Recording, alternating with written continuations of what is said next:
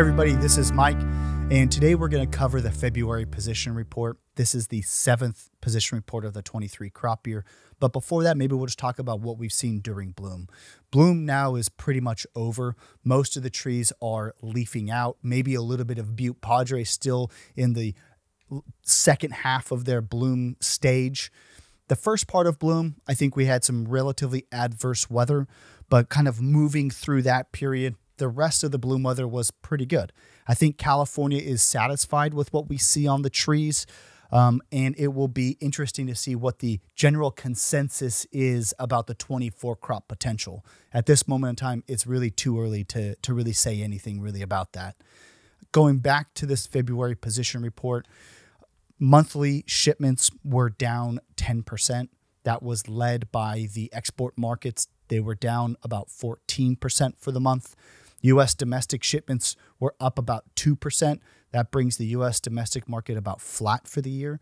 Year-to-date shipments are up about 6%. So I think that's positive.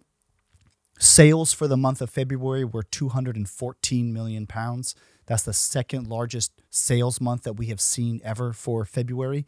And I think that will start to kind of pay dividends in the months to come in terms of shipments. And I think that that sales number will probably stay relatively consistent on a going forward perspective. Generally in California, people want to sell. We also have buyers that are pretty active for nearby immediate shipments. And that's been a pattern that we've kind of seen all year. The market is kind of weakened on the lead up to this, really probably because of the perception of the 24 crop.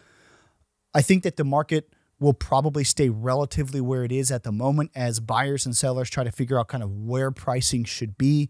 But I think the positive here is that you do have buyers in the market. Crop receipts were about 2.4 billion pounds, which is below people's expectations. Generally, the industry had been talking about total crop receipts of 2.5, so I think that's also positive.